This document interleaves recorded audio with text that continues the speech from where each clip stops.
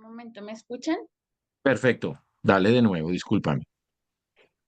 Bueno, bienvenidos a todos, bienvenidos a Casa al Foro. Nos complace contar con su participación en este espacio de encuentro y diálogo, donde estamos abordando la problemática de la vivienda no atendida para poblaciones vulnerables. Esto a través de esta serie de charlas y conversaciones, donde reflexionamos a través de las soluciones de vivienda para poblaciones vulnerables, pues este foro es un espacio para compartir ideas y experiencias. Hoy contamos con la participación de la arquitecta Eva Campos. Gracias por acompañarnos. Les presento a Airo, director de Hábitat Posible, Yesmith y Laura García y yo, Fernanda, de quienes estamos hoy desde Hábitat Posible. Perfecto, Fernanda, muchas gracias. Sí, indudablemente damos agradecimiento pues al equipo técnico, a los y a todas las asistentes, al grupo de ponentes invitados y al grupo de ponentes que hoy nos acompañan, a Tarek, a la arquitecta Eva, al arquitecto Arturo Cervera de México, quien ya ingresó, a todos los profesionales que de algún modo han seguido Hábitat Posible desde sus inicios, a los donantes que hacen que la misión fundacional de Hábitat Posible continúe, eh, digamos que defendiendo esa causa y esa misión social. Y bueno, paso a darle el acceso a quien en este momento está accesando el arquitecto Jorge Navas, quien hace parte del staff de ponentes de Ecuador. Arquitecta Eva Campos, muy buenas noches. Bienvenida a Casa al Foro. Gracias por aceptar la invitación. Antes de tu saludo, me voy a permitir leer el perfil del personaje que nos acompaña hoy. Arquitecta Eva Campos es la directora de la empresa metropolitana de vivienda y desarrollo urbano de la Municipalidad de Guatemala. Es miembro fundadora de la Asociación de Planificadores Territoriales de Guatemala, conocido como Interdut, y de la Federación Iberoamericana de Planificadores Urbanos. Tiene un máster en Desarrollo Urbano Territorial en la TEC de Barcelona.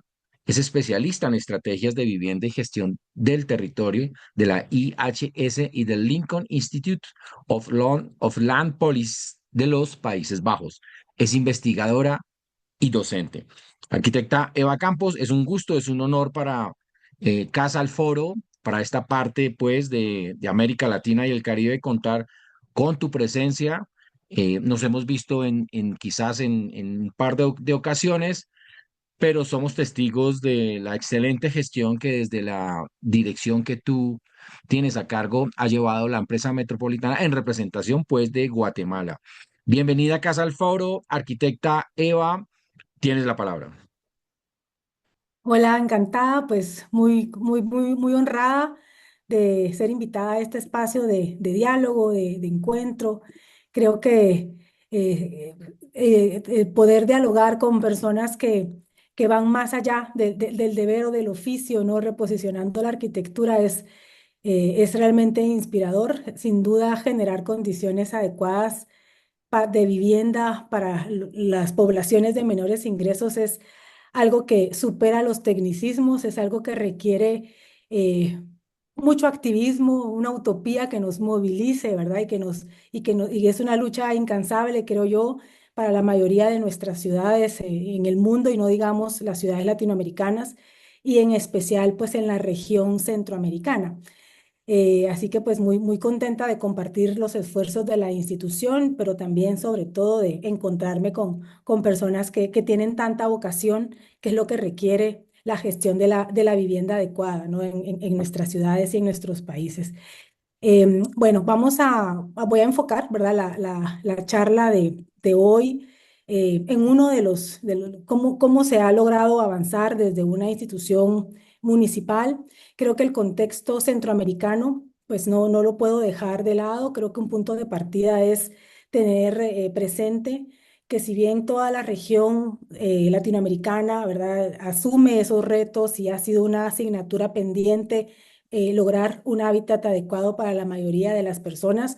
Centroamérica y el Caribe, pues es un rezago todavía más notorio, ¿no? Y creo que parte sin duda de esas complejidades, de lo no atendido y de lo no gestionado, tiene que ver con la debilidad de nuestras instituciones, ¿no? Y cuando hablamos de instituciones, estamos hablando eh, público, privado y social. Yo creo que por ahí va una reflexión importante del rol de articulación de actores y cómo desde la municipalidad, bueno, damos un paso, yo creo, importante que ha llevado mucho tiempo. Este proyecto para mostrar un resultado a nuestra institución le ha costado, yo diré, 2 o 3 administraciones eh, para poder consolidar los instrumentos de planificación, planes de transporte, en el cual pues la vivienda se incorpora como un plan complementario, ¿verdad? En la gestión de la ciudad. Entonces, vivienda prioritaria y asequible, en este caso está orientado a fomentar la inversión privada con un valor social y ambiental en la ciudad de Guatemala. La ciudad de Guatemala, pues la ciudad más grande demográficamente en Centroamérica, que concentra, yo creo, pues la parte administrativa, económica. Creo que en el contexto vamos a decir, estamos hablando de un área metropolitana central de aproximadamente 3,5 millones de habitantes. En la ciudad de Guatemala, pues de noche, ¿verdad? Tenemos 1,5 millones. Y a partir de eso también los ingresos de nuestro contexto en el departamento de Guatemala, área central, es un 40% mayor al resto del país. Entonces yo creo que en ese contexto de ciudad capital, concentradora de bienes, servicios, pero también de muchas demandas insatisfechas, sobre todo en el componente habitacional. A partir de esto, entonces, el gobierno local inicia una búsqueda, ¿verdad?, de acciones en temas que usualmente no son competencias delegadas al gobierno local, sino están centralizadas desde los gobiernos nacionales, y eso no solo lo hace más ineficiente, sino menos acertado en comprender las necesidades tan particulares de las ciudades, sobre todo.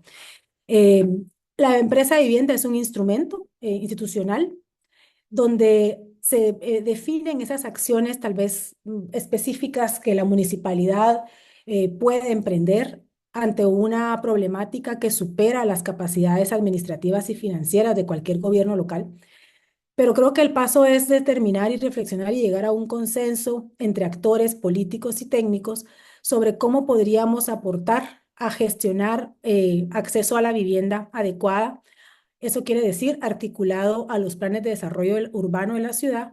Y cuando se dice estratégicos es porque no pretendemos resolver toda la problemática, pero sí nuevas formas de gestionar. Entonces, creo que determinar atribuciones precisas sobre dónde actuar, cómo fortalecer la institución, em, reconocer la importancia de generar fondos propios, ser sostenible financieramente y sobre todo una innovación en la gestión municipal en términos legales y financieros. Todo esto requiere pues un apoyo político importante porque son cambios administrativos que necesitamos autoridades altamente comprometidas, y creo que pues eso ha permitido pues nuestro alcalde, que tiene 2 administraciones, pues ha fomentado esto, ¿no? De apostarle a esta gestión innovadora que va más allá de lo indispensable de los servicios que se le exigen de parte de la ciudadanía a la municipalidad y también por el código municipal.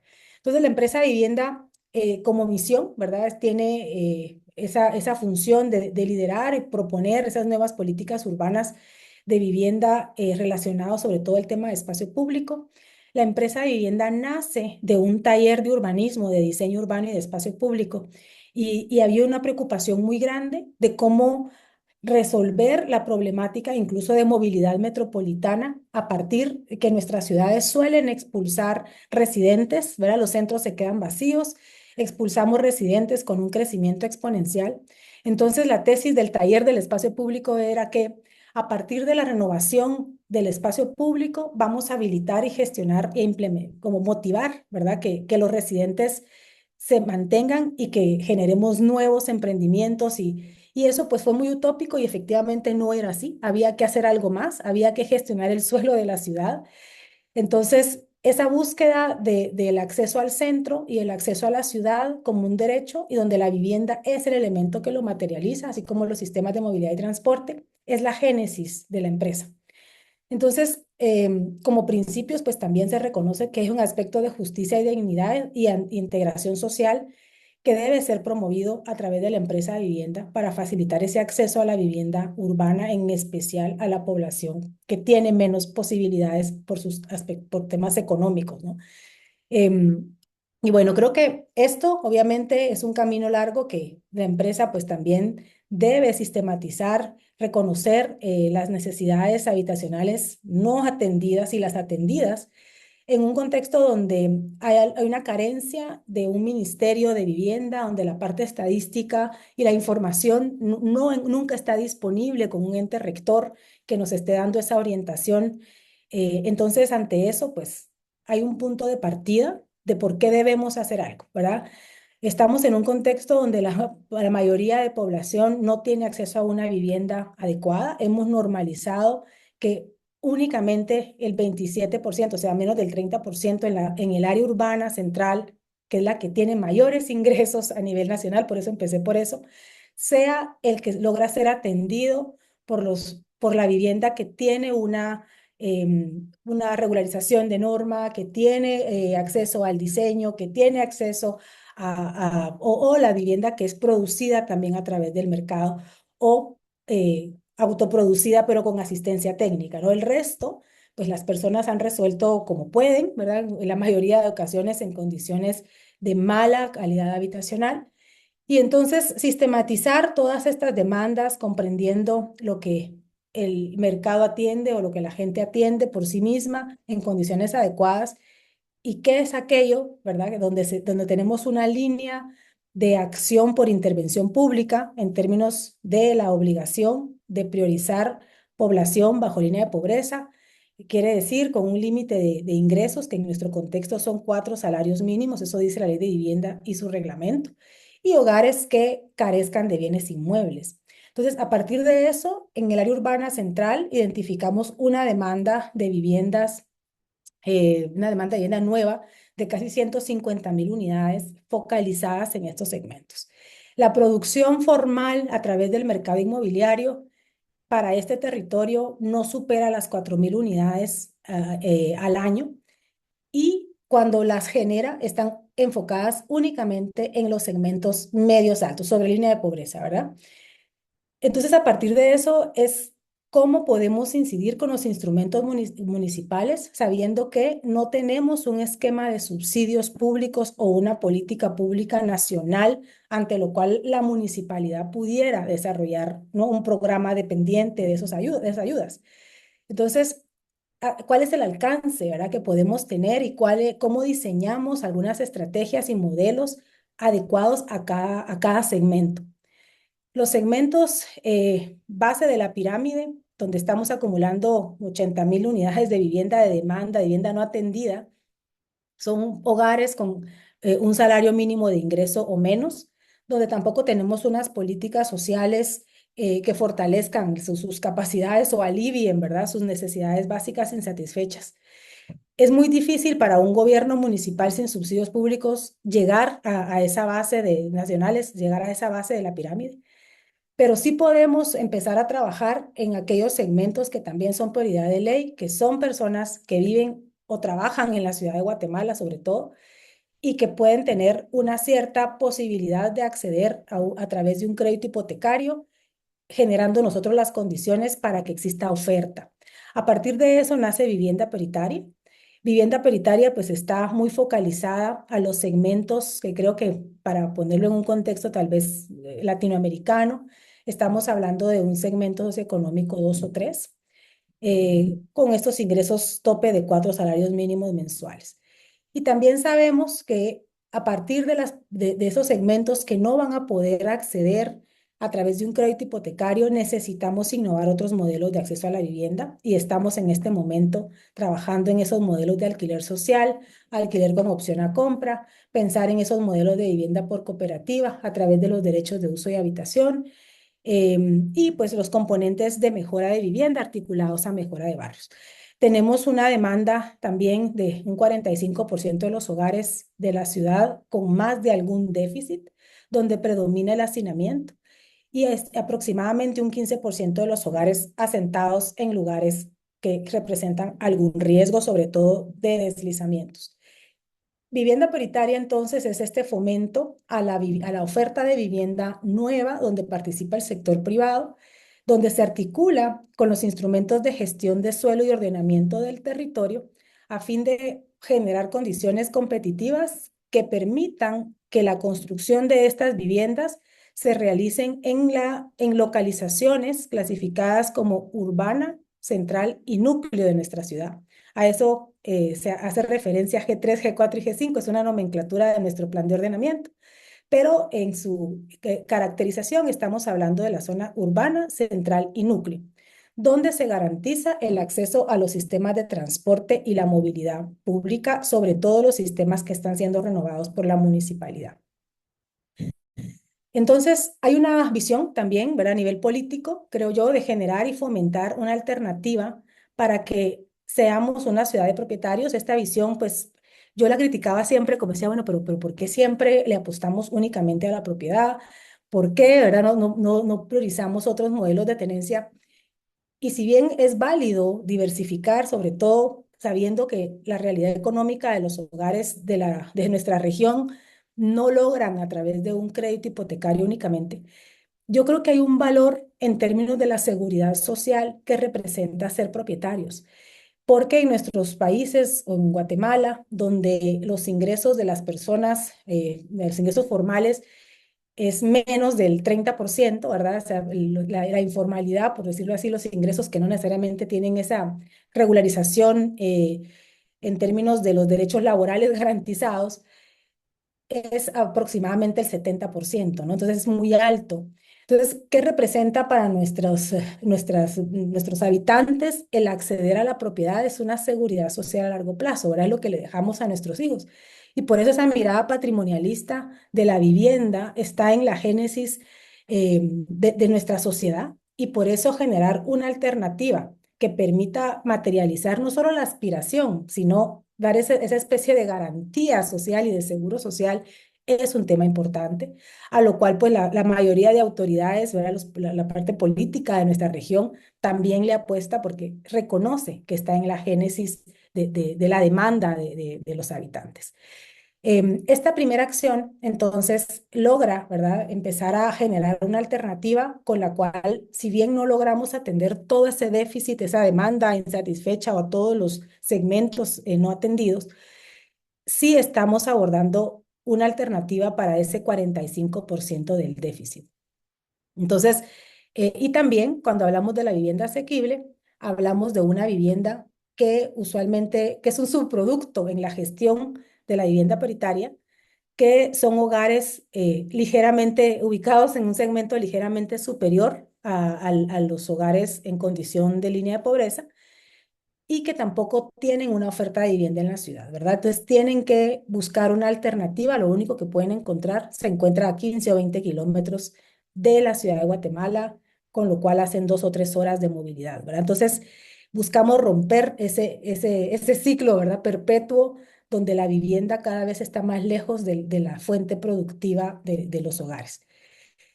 Y todo esto, ¿verdad? En esta parte de visión y de puesta, yo creo, filosófica y política de la gestión del territorio, pues se manifiesta en las normas. Y esto conlleva a entender cómo el sistema normativo de nuestra ciudad incide en que ese suelo para vivienda sea inclusivo o no, ¿verdad? Entonces, en poder trabajar, aquí en este caso, pues es un trabajo colaborativo con sector privado donde hubo una iniciativa privada que decía, nosotros sabemos que hay una gran demanda, ¿no? En términos de ellos es un mercado, un enorme mercado, sí. Entonces, para generar este producto, ¿verdad? Ya ves que ya estoy hablando más en términos de la parte privada. Obviamente el sistema regulatorio vigente de la ciudad no permite, ¿verdad? Poder acceder a la materia prima de la vivienda, que es el suelo. Entonces, fue un diálogo muy constructivo, porque nosotros como ente público lo que poníamos por delante es, sí, pero necesitamos, cualquier esfuerzo que hagamos nos tiene que permitir demostrar que estamos atendiendo hogares bajo línea de pobreza pedida por ley que no tienen alternativas actualmente de vivienda en la ciudad. Entendamos que esos hogares no atendidos tienen una conformación de núcleos familiares de 4 a 5 personas. Eso dice la estadística para una zona urbana en Guatemala. Yo sé que en Latinoamérica los hogares están siendo cada vez más pequeños, creo que para Guatemala también, pero en este momento todavía tenemos hogares, los que predominan en el segmento socioeconómico no atendido, son hogares que tienen en promedio 4 personas, ¿no? Entonces, eso requiere un estándar de habitabilidad que garantice que no hay hacinamiento y que se tienen los espacios indispensables para el buen vivir, ¿no? Con higiene y con comodidad. El precio, eso era otro tema, tenemos que hablar, que sabemos que la vivienda es algo que conlleva alto costo de producción y la población que vamos a atender tiene limitantes de ingresos y donde deseamos que esa vivienda suceda es donde usualmente la tierra es más costosa. Entonces tenemos que encontrar en conjuntos el cierre a esa ecuación, ¿verdad? Esa es la misión imposible, que parece imposible de todas las políticas de vivienda. Entonces, discutir el precio, el estándar, la localización, el beneficiario, ¿verdad? Y el rol de no caer en la trampa de autoengañarnos diciendo que vamos a generar una oferta para los menos favorecidos, pero finalmente vamos generando una oferta que está muy lejana a esa realidad. Eso yo creo que América Latina está llena de esas malas prácticas. Entonces, nosotros teníamos que lograr pues erradicar esa falla de origen con mucha honestidad, reconociendo los límites que va a tener el esfuerzo únicamente municipal. Aquí no hay gobierno nacional, eso es importante, no hay banca nacional, no hay tierra pública, no hay subsidio del Estado. Sí, estamos remando con los instrumentos netamente municipales. Entonces, fue interesante, ¿verdad?, empezar a reconocer la incidencia financiera de la norma. Eso para poder reducir el costo de producción sin detrimento de la calidad arquitectónica, urbanística, constructiva, y también para poder tener un elemento con el cual la municipalidad puede contabilizar los aportes y beneficios normativos que le da a un privado. Entonces, hay un tema de gobernanza de esos incentivos, que al final son subsidios en norma, que se le otorga a un productor de vivienda, que debe ser muy transparentemente cuantificado. Entonces, no me voy a perder en los detalles de la normativa, pero lo que sí se vuelve relevante es que hay aspectos que hacen la diferencia en el cómo se aprovecha un terreno respecto a otro, según tengamos, por ejemplo, mayores posibilidades de desarrollo, ¿verdad? Índices de edificabilidad de altura, cómo podemos tener proyectos socialmente integrados, vivienda prioritaria, que es vivienda regulada en tamaño, precio y comprador prioritario por ley, y también la vivienda que se queda de libre venta, autorregulada por localización y que le permite al desarrollador tener un pequeño margen, digamos, más amplio financiero. Cómo la incidencia de la obligación de los estacionamientos incide en el aprovechamiento de la tierra. Por tanto, la norma dice, no puede, pues le podemos eximir la obligación de los estacionamientos, porque eso permite una implementación de un sistema constructivo que es más eficiente respecto a los proyectos que tienen la obligación de tener estacionamiento, por los espacios que la norma obliga a tener en términos de maniobra y circulación. Y por consiguiente, también evaluamos con el sector privado cómo el eliminar este requerimiento permitía incrementar significativamente el aprovechamiento del suelo para tener más suelo aprovechable, rentable en vivienda asequible y en vivienda paritaria. Toda esta ecuación, pues, decía, bueno, aquí están los beneficios, estos son los costos, se pone un instrumento de regulación y de rendición de cuentas, pero a cambio de, ¿verdad? Hay una corresponsabilidad de ese beneficio de atender a estos núcleos familiares, prioridad por ley, tener un estándar de vivienda de 2 dormitorios con un tercero que puede ser pues un estudio, un precio de 91 salarios mínimos y como condición imperante es la localización cercana al sistema de transporte y ubicarse en una zona urbana, central y núcleo del plan de ordenamiento territorial. Bueno, entonces, creo que la gobernanza, hay aspectos, por ejemplo, como ser muy, muy transparentes en contabilizar esos incentivos con los instrumentos normados, es decir, que no exista arbitrariedad, tener instrumentos de cumplimiento, es una escritura pública de reconocimiento de deuda de esos incentivos, donde la municipalidad, a través de la empresa de vivienda, va a verificar qué población fue atendida. Y en caso exista un incumplimiento, pues tampoco es realista pensar que vamos a sacar a las personas, ¿no? de la vivienda que pudieron haber adquirido, donde el desarrollador no cumplió con las condiciones. Entonces, en ese sentido, pues la salida es muy práctica y cara, porque precisamente es muy costosa, de que el desarrollador simplemente con una fianza, ¿verdad? Reconoce un monto de deuda que es significativo. Eso yo creo que ha funcionado muy bien. Estamos hablando en sus términos, estamos hablando en que pues, no nos estamos haciendo ningún favor ninguno al otro, simplemente son acuerdos que tienen un objetivo en común. Acá en la esquina derecha superior, pues hay un esquema de cómo funciona el tipo de proyectos que tiene el programa. El desarrollador puede optar por tres tipos de proyectos. Uno que es 100% de vivienda paritaria, generador de incentivos. ¿Esos incentivos en qué consisten? En que puede ganar edificabilidad en el mismo proyecto o en otro proyecto de distinto propietario con un plazo hasta de 10 años. Puede tener un proyecto que combina uso del suelo de vivienda paritaria y uso del suelo de vivienda libre. Los porcentajes son variables, mientras más cercano está a una vía principal, eso lo determina el plan de ordenamiento, tiene más vivienda de venta libre y pues mientras más se aleja, que hay una distancia máxima establecida de la zona urbana o de la zona del sistema de transporte, pero solo clasificado como urbano siempre, debe tener hasta un 60% obligatorio de vivienda prioritaria. Entonces, ahí hay una matemática que se hace de generación de incentivos en el proyecto o fuera del proyecto, que es el tercer tipo de proyecto, donde el receptor de incentivos es otro proyecto que debe estar siempre ubicado en las zonas clasificadas como urbana, central y núcleo, y por hacer vivienda prioritaria recibió unas ayudas como reducción de tasas municipales, puede también de impacto vial y licencias, puede también eliminar el requerimiento de estacionamientos, accede a altura y edificabilidad, pero parte de estos incentivos también se los puede llevar a otro proyecto que no necesariamente está regulado por la municipalidad. Y eso ha movilizado pues la inversión y la participación de los desarrolladores en el modelo. Y todo esto es lo que está escrito en el reglamento de vivienda prioritaria. Ahora, pues voy a compartir tal vez cosas más concretas en cuanto al proyecto, en cuanto a la ubicación. En la Municipalidad de Guatemala, pues sobre todo tuvimos una crisis muy fuerte después de la pandemia en cuanto a que casi hubo la municipalidad, pues también en su afán de renovar el sistema de transporte público, ¿verdad? También empezó a limitar el transporte colectivo, ¿verdad? Que estaba, o sea, siempre fue muy disfuncional.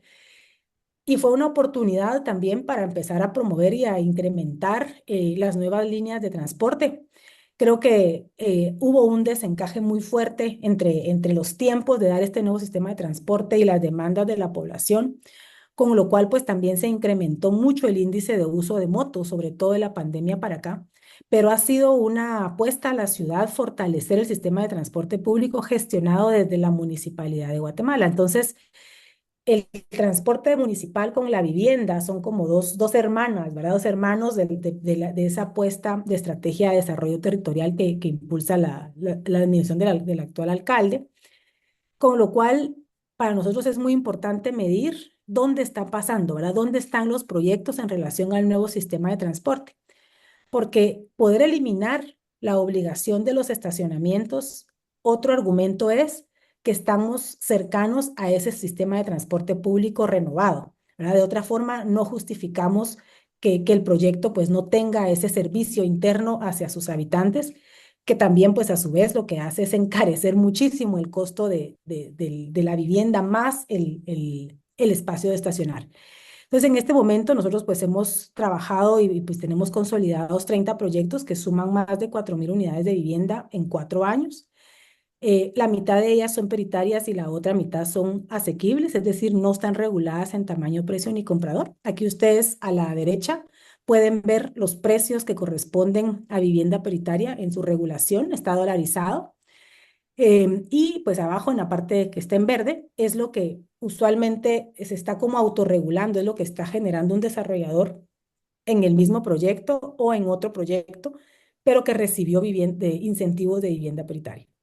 El desarrollador, al recibir estos incentivos, tiene otros elementos competitivos que le abaratan su costo de producción y sale, ¿verdad?, de manera al mercado con costos de un 30% en promedio de lo que cuesta el mercado tradicional. Entonces, hay un efecto ahí de distorsionar el mercado, la oferta de vivienda en la ciudad. Y esto yo creo que en el contexto de Guatemala es relevante porque nuestra ciudad aprueba más o menos 1.000 apartamentos dirigidos a segmentos medios altos al año. O sea, es poco también para la escala de la ciudad. Y el programa está inyectando 4.000 unidades en 4 años, ¿verdad? Entonces, estamos no igualando la oferta de los segmentos medios altos, pero sí con una incidencia de al menos un 80%. Entonces, eso sin duda distorsiona la oferta de vivienda en la ciudad de Guatemala, que es una de las estrategias que impulsamos. Es de altísimo valor el que cuando analizamos las localizaciones, pues el 80% de las unidades habitacionales están hasta 5 kilómetros del centro, con lo cual son distancias que se pueden recorrer en bicicleta, algunas caminables o de manera muy cómoda con el sistema de transporte público que está siendo renovado. Bueno, yo creo que tal vez en el contexto local, esta oferta lo que ha generado también es una reacción importante con el sistema financiero nacional, comercial y público. ¿Cómo se componen estos proyectos? Pues tenemos un 27% de proyectos que ya se construyeron o se entregaron o están en obra avanzada. Tenemos un 22% que son casi 1.000 unidades en proyectos en licenciamiento, en etapa final. Y tenemos 2.200 unidades, que es un anteproyecto donde la empresa pues ya tiene terreno, financiamiento e inversión, banco e inversionista. Entonces, eso a nosotros pues nos permite también ya medir estos impactos. Acá pues lo voy a poner en términos tal vez muy, muy económicos de la inversión, pero que están movilizando empleos, ¿verdad? No solo miles de metros cuadrados en sí mismos, sino también un valor agregado a la economía de la ciudad. Y pues acá voy a empezar como a compartir tal vez un poco más de arquitectura, de tipologías, de aspectos positivos y también, ¿verdad? Hay retos. Yo creo que en este momento sentimos un balance muy positivo en cuanto a la calidad de la oferta de vivienda en términos, pues la localización lo garantiza la norma, pero en términos también de imagen arquitectónica. Estas 1.100 unidades, ¿verdad? Son las primeras que se empezaron a desarrollar. Ya, pues, el 90% de esto se está entregando, ¿verdad? Este año. Y el resto, pues, son proyectos que tienen reservas alrededor de un 40% y los anteproyectos tienen registros de interés, todavía no son reservas, de un 20%. Entonces, creo que empezamos a medir estos resultados con indicadores globales. Los 7 elementos de la vivienda adecuada, pues la seguridad de la tenencia se logra, la disponibilidad de servicios, materiales, instalaciones, infraestructura es un tema relevante que se resuelve. Estamos hablando de la asequibilidad con una proporción muy clara de la cuota, precio, acceso y población prioritaria a atender. Las condiciones de habitabilidad garantizadas pues por un tamaño, un estándar que le responde a la familia en distribución o al hogar en distribución de tamaños.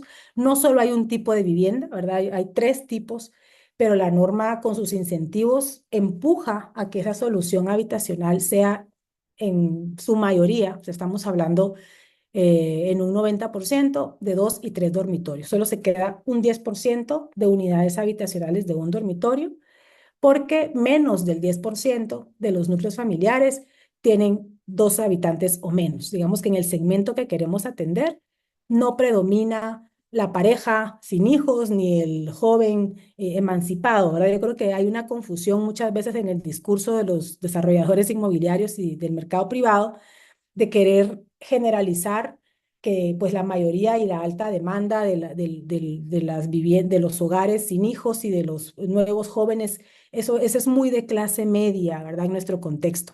Entonces, entender la realidad del segmento socioeconómico y su composición es esencial y por eso a eso responden esos porcentajes de apartamentos de 2, 3 dormitorios y de un dormitorio que permite la norma. Es una preocupación del componente 4 de la habitabilidad. pues la accesibilidad, ¿verdad? Estar cercanos a los medios de vida productivos y transporte de la ciudad. La adecuación cultural, en este caso estamos hablando de una vivienda urbana central y con esto pues es rendir resultados en cuanto a que la vivienda paritaria está logrando, también hay un incentivo especial para acceder a los descuentos de tasas municipales cuando el proyecto tiene una certificación de construcción sostenible. Entrando al componente de diseño interno, la norma pues dice 46 metros cuadrados. Eso fue una discusión realmente muy fuerte porque obviamente nosotros partíamos de la demanda del núcleo familiar y un tamaño y espacios em, para que fuera adecuado a 4 o 5 personas, que es lo que predomina en la demanda no atendida. Sin embargo, pues ya en la oferta habitacional lo que predominan son unidades que van 50 metros cuadrados, 55, y pues la unidad cuesta 91 salarios mínimos de 46 metros cuadrados. Si tienes 50 metros cuadrados, igual son 91 salarios mínimos. Lo que hacemos es una matemática donde los incentivos de edificabilidad sí cambian si la vivienda tiene más del tamaño mínimo que está pidiendo el reglamento. Entonces, pero eso ya me extendía muchísimo. Entonces, pero en concepto sí se le reconoce al desarrollador ese excedente, pero para premiar también que tengamos viviendas que superan el estándar mínimo.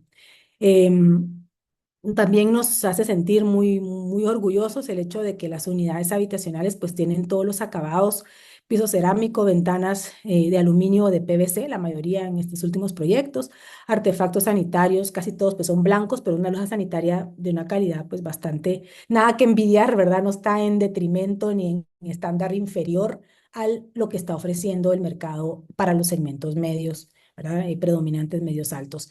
Tenemos entonces una sala, comedor, cocina, dos dormitorios y usualmente se proyecta un tercero, donde cuando el núcleo familiar lo requiere, pues el desarrollador entrega ese punto, ese dormitorio que puede ser o un estudio o amplia sala o tiene la posibilidad de ser amoblado como un dormitorio y un baño con todos sus servicios, ¿verdad? Y todo el proyecto para ser autorizado debe tener todos los servicios: agua, drenajes, electricidad y pues obviamente en un suelo urbanizado, como ya les compartí.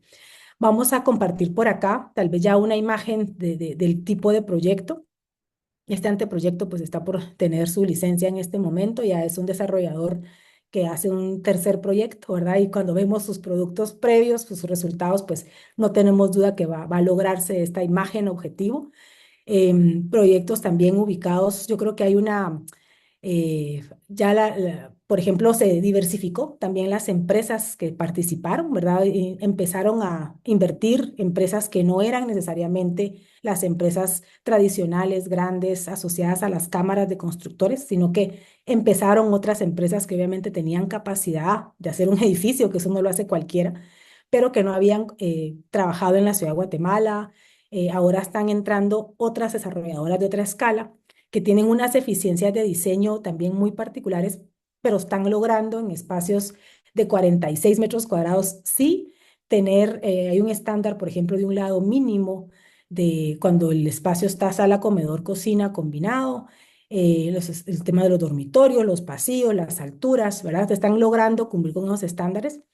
Y también el apartamento, ¿verdad? Se entrega con los acabados que ustedes pueden ver acá. Acá, pues, este es un apartamento modelo, donde la mayoría de proyectos también tienen promociones, donde las personas les entregan acabados, closets, cocinas. Y también yo creo que en la forma de habitar, ¿verdad? Con mucha dignidad, es posible, ¿verdad? Vivir con mucha dignidad, con muebles adecuados. Hay un tema de cuidado a la decoración y el diseño también, que muchas veces lo da el mismo desarrollador. Acá pues tengo unas imágenes de proyectos que ya están terminados, habitados, y también, ¿no? Para ver ese acabado final. Esto no está amueblado, pero ustedes pueden ver, ¿verdad? Cómo son esos acabados. No es un proyecto donde luego la persona tenga que invertir en poner puertas, en poner piso, que son costos finalmente reales de la vivienda. Entonces, la norma establece que debe ser habitable y que no debe generar costos adicionales para poder ser habitado para el núcleo familiar. O los hogares, porque el núcleo familiar, pues aparte de ser mamá, papá, casados con hijos, pues permite hermanos abuelos con nietos. No permite convivientes, solo que estos convivientes tengan hijos en común, ¿verdad? Es el alcance que tiene nuestro Código Civil, pero tratamos de no quedarnos únicamente con mamá, papá casados con hijos, ¿verdad? Sino de abrirlo un poco más. Pues aquí unas imágenes del sistema constructivo. Pues el sistema constructivo Colombia, creo que se viene importado de Colombia, es la formaleta manoportable, lo fundido en concreto, muros, losas. em, y bueno, entonces, ¿verdad? Los diferentes acabados, los amueblados, los equipamientos que se están pues logrando en los apartamentos. En las tipologías predominantes típicas predomina mucho este módulo. Creo que en su origen, pues se hablaba de 4, 5 o 6 niveles sin elevador. Esto ya no está sucediendo, la norma lo permite, pero al haber incrementado algunos incentivos de edificabilidad en una reforma que tuvimos en el 2022, la tipología sube niveles y por tanto todos tienen su elevador. En estos modelos iniciales, pues se garantiza el espacio de instalación del futuro elevador que puedan tener. Y pues por acá compartimos esas distribuciones que permiten lograr el estándar de lados mínimos para espacios combinados, dormitorios. Este es un caso de 2 dormitorios, pero pues el 60% de las unidades debe tener un tercer dormitorio. ¿Verdad? Entonces, ese es el tipo de apartamento que pues se está logrando. Bueno, esta es una visualización, pero en la realidad el proyecto efectivamente quedó así. Los impactos y los resultados, pues teníamos como meta el 2022 esas 3.500 unidades. Para el 2024 materializar estas 4.000 viviendas, que es lo que estamos afortunadamente logrando en este momento. Las estructuras, pues como indicadores de habitabilidad, estructuras durables, era un hogar libre de hacinamiento, tenencia segura, acceso al agua, acceso al saneamiento, conexión a servicios. Para más, estamos hablando de 16.000 habitantes que acceden a la ciudad y a una vivienda adecuada. ¿Quiénes, verdad? Ya cuando vamos monitoreando los impactos de los primeros habitantes, aquí sacamos una muestra de 350 familias. Analizamos la situación de 350 familias, de 800 que en este momento son las que, ¿verdad? Ya tenemos el conocimiento que están habitando, pero no, para evaluar, evaluamos este porcentaje, esta cantidad. Em, los hogares que están accediendo a vivienda prioritaria, el 82% son hogares que tienen 1.5 salarios mínimos a 3. Ahí está el fuerte de la demanda atendida. Un 30% de ellos son hogares con menos de 2 salarios mínimos mensuales. Pensamos pues que no íbamos a lograr atender este segmento.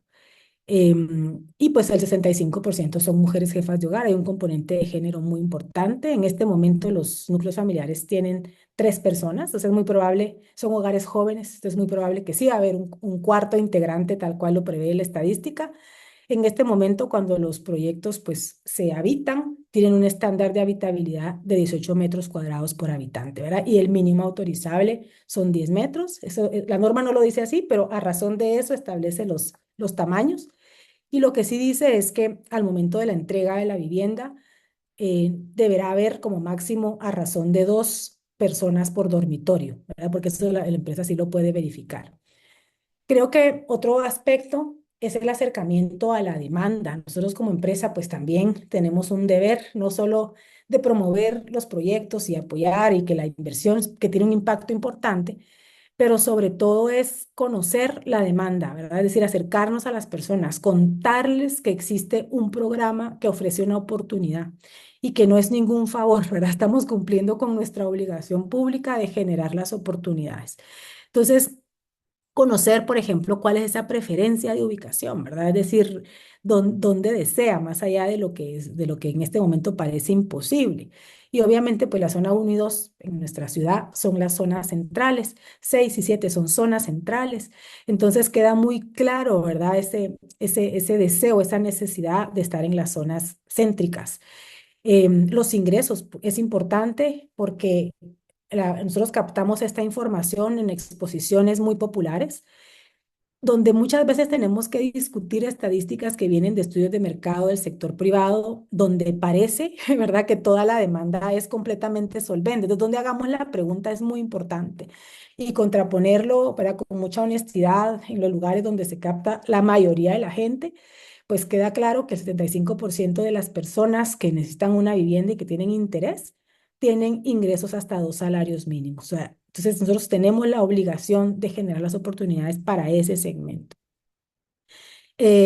También las dificultades del acceso es muy importante porque no todo es dinero, ¿verdad? Yo creo que pues sí hay un tema de que si están pagando alquiler y entonces poder congeniar su alquiler con una reserva el enganche se llama acá en Guatemala, que es lo que se da antes, ¿verdad? En este caso, para Guatemala es el 5% en el sistema financiero que tenemos, que es muy particular y que eso lo hace muy asequible cuando participa una aseguradora del Estado, que es la que respalda las hipotecas.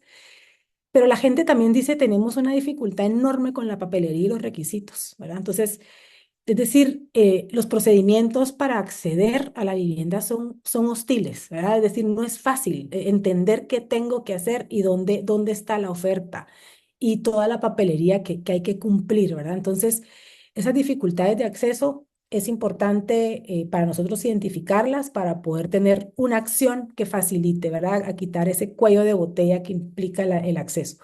Y las cuotas, pues aquí están en quetzales, pero estamos hablando donde el 88% de las personas dicen yo puedo pagar $200 a 250, $300, es el número azul, ¿verdad? Y el resto puede pagar un poco más, ¿verdad? Pero ustedes se dan cuenta la grada. Entonces, es importante para nosotros informarle a los desarrolladores de vivienda. Esto es, aquí está el grueso de la demanda, no nos autoengañemos, ¿verdad? Estamos llegando a esta necesidad. Esta data, pues, es producto de un análisis tenemos 5.500 registros de interés y analizamos tenemos una encuesta de 2.500 personas. Hacemos un monitoreo cuatrimestral y pues también otro evento. El evento con el que nosotros promovemos esto es la Expo Muni Vivienda, que busca ser un espacio de articulación de actores, de información a las personas, pero también yo creo que hay un aspecto que está ahí en la génesis, ¿verdad? Y es, queremos informar a la gente del derecho a la vivienda, de los programas públicos, donde pues hay una parte de demanda hacia las instituciones que en nuestro contexto está muy ausente porque no hemos tenido políticas públicas consistentes. Entonces, este evento busca fortalecer la cadena de valor de todos los actores que participan y de informar a la gente. Entonces, en este momento, pues las personas se enteran de la oferta de vivienda, pero creemos que nos ha faltado llegar tal vez de manera más sencilla, más lúdica hacia el derecho a la vivienda y el derecho a la ciudad, ¿no? Pero este espacio busca hacer eso. Lo hacemos en la Plaza Central y eso es muy simbólico, ¿verdad? Porque el hacerlo ahí es importante. Estamos en la plaza de nuestra capital, acercándole a las personas, pues, estas alternativas de vivienda. Y en este momento hablamos únicamente de vivienda paritaria porque es lo que tenemos, pero buscamos que, por ejemplo, temas de mejoramiento, renovaciones urbanas, sea parte de lo que se pueda acercar a las personas. Pues aquí unas imágenes de lo que trató el evento, ¿verdad? Esto fue creciendo, empezamos haciendo un evento interno, luego un espacio público, una calle, y pues luego tomamos la plaza, ¿no? Entonces, pues aquí participan niños, ¿verdad? Participan familias enteras. Por ejemplo, a mí me daba tanto gusto ver la foto donde la gente ve el mapa y ve el proyecto y entonces va a preguntar. Entonces, esa conexión, oferta de vivienda, oferta arquitectónica con el territorio, ¿no? Que suele ser tan abstracto para todos, pues es un espacio donde se logra. Y pues no es menor también la visibilidad y el posicionamiento político de la institución. O sea, esto merece premio político. Entonces hay que evidenciarlo, hay que jalar la atención, es una estrategia también de posicionamiento de las políticas públicas. Bueno, yo creo que pues también nosotros tenemos esta sistematización de resultados, lo puedo compartir para que ustedes lo analicen, pero es un deber, yo creo, devolverle a la ciudadanía, a la academia, a los productores, qué dicen las personas, ¿verdad? De cómo se conforman las personas que nos están contestando esta encuesta, que están buscando vivienda, ¿verdad? Entonces, alquilan, dónde viven en este momento, cómo se conforma ese núcleo familiar, qué tan variado es. Encontramos, ¿verdad? Predominan las parejas con hijos, muchos viviendo con sus padres, hermanos, ¿verdad? Entonces, en qué zona vive, cuando vive en otro municipio. Entonces, es importante que la ciudad de Guatemala ofrezca esa alternativa dentro de la ciudad. La gente no vive en otro municipio porque quiera, sino porque no tiene alternativas. Los presupuestos, ¿verdad? O sea, quién está pagando, quién está viviendo de prestado, qué presupuesto puede tener disponible, la situación económica de la población, las expectativas, ¿verdad? Que tienen las personas que están buscando vivienda, la capacidad de pago que tienen las familias, las principales dificultades. Aquí pues hacemos un análisis más profundo. Y buscamos que este tipo de documentos, de instrumentos, pues crezcan, ¿verdad? Se mejoren también para llegar no solo a un público especializado, sino que queremos llegar a la gente, ¿no? Con más sencillez y con más fluidez.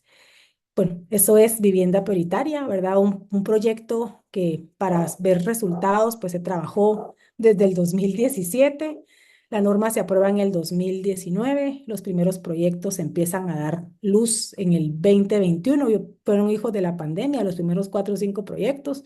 Y pues en este momento, pues estamos reuniendo una masa crítica importante, no solo de ofertas, sino de actores alrededor de, eh, de generar oportunidades para atender estos segmentos naturalmente, ¿verdad?, normalizados, desatendidos, con alternativas de vivienda en la ciudad. Pues eso sería, yo quedo atenta ahí a sus opiniones, retroalimentación, reacciones y agradeciendo el espacio. Perfecto, arquitecta Eva. Pues sí, es una demostración, esto que acabamos de escuchar, lo que acaba de presentar la arquitecta Eva, es una demostración que consolida esa o que ratifica esa máxima de que cuando se quiere, se puede. Cuando hay voluntad, desde cualquier área, se puede lograr. Entonces, esta es una demostración de que cuando en materia pública se desea atender un déficit, una población no atendida, se pueden hallar mecanismos, se pueden construir y constituir estrategias que ayuden pues a paliar ese déficit habitacional en todas sus dimensiones. En este caso, pues en la parte cuantitativa. Hay varios aspectos que he logrado tomar nota. Damos la bienvenida a la arquitecta Isabel Rosas y al ingeniero Andrés Valverde Farré, que hacen parte del grupo de ponentes de Casa al Foro 2024. Y les invitamos pues a que se unan a la mesa de conversación que a partir del momento inicia. Voy a simplemente tomar como nota antes de que Fernanda nos indique algunas observaciones. Estos son los puntos de los cuales he tomado nota, que me he permitido tomar nota a manera pues como de síntesis temática. Pues evidentemente dentro de estos puntos también van a aparecer unas inquietudes que las voy a plantear a manera de pregunta. Tiene que ver precisamente estos puntos con cómo la estrategia no está orientada únicamente a la solución o a atender el tema de la vivienda per se o de la unidad habitacional, sino que está inserta en un desarrollo urbano que la complementa y la integra. Entonces, esa integralidad entre vivienda, contexto y ciudad es lo que le da fuerza a la propuesta política que está haciendo la empresa metropolitana de vivienda de Guatemala. Y creo que vale la pena resaltar esa definición, ¿no?